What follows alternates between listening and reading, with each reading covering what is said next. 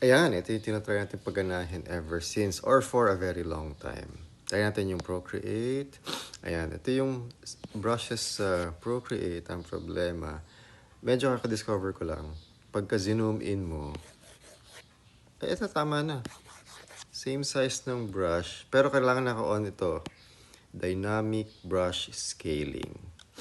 Yan. Kasi kung hindi, yan yung default setting niya ay maliit naka-zoom in na, pero mas maliit pa yung brush.